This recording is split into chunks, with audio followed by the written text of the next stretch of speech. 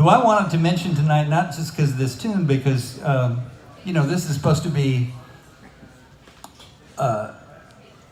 it's put on by a songwriters group here, at any rate. And Johnny had a great line that Don Waltzer used to like to repeat. He said, don't forget the pickers. There's all this singing and songwriting. Don't forget the pickers, because without the pickers, Nashville would be Poem City, USA.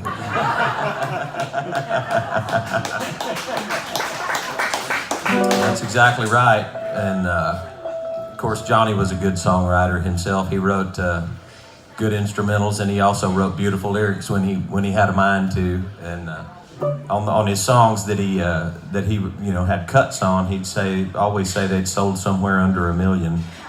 And we're going to play a little instrumental here.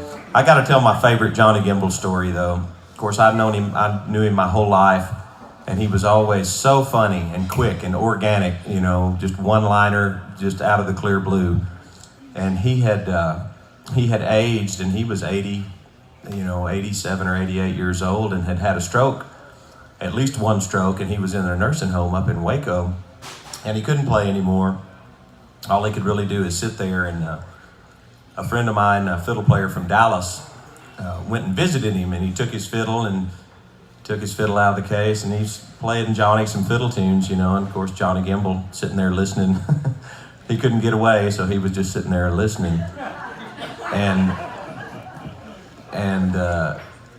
after a little while, my friend Al, he put his fiddle away, and he says, well, Johnny, man, he said, it's great to see you. I got to go. He said, but I hope you get better. And Johnny Gimble says, I hope you do too.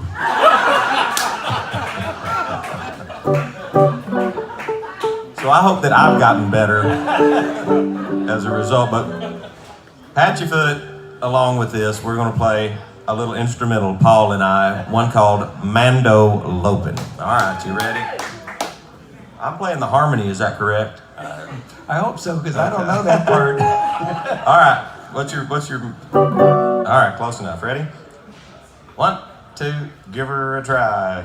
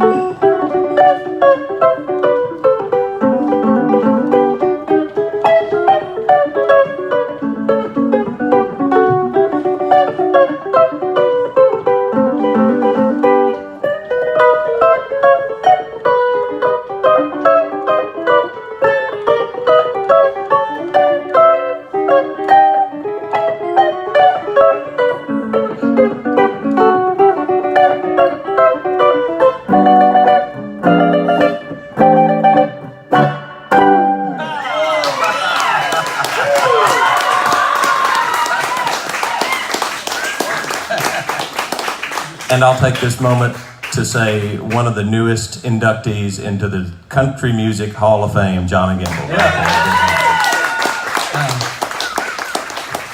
Now, I need to take a moment, since we're talking about Johnny here.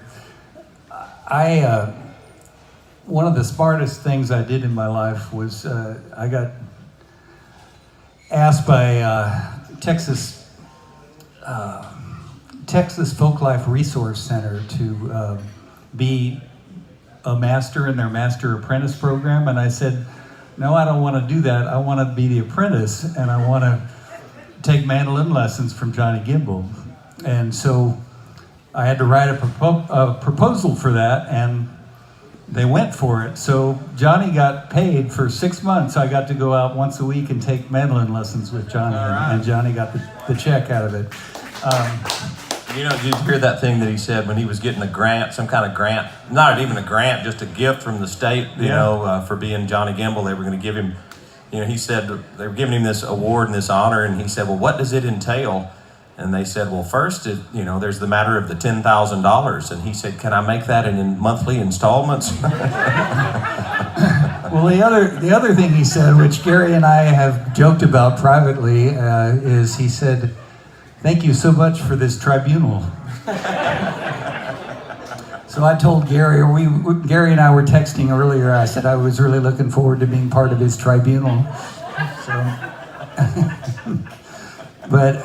So in that visit in Johnny, you know, sometimes the lessons were hard, and then other times he just wanted to tell stories, and it was kind of great either way. But my favorite story that he told me was he said that after Hank Williams died, Hank's first wife, Audrey, waited about 30 seconds before she tried to figure out how to make some money off the deal.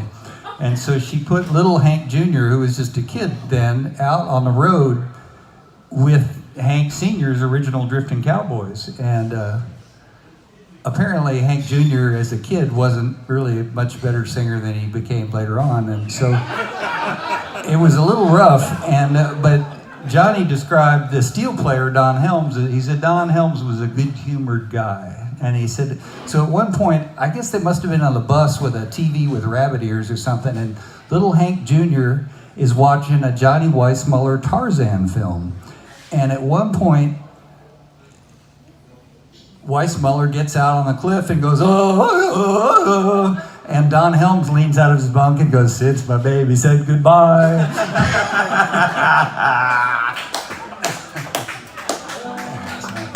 Thank you, Johnny. Love it.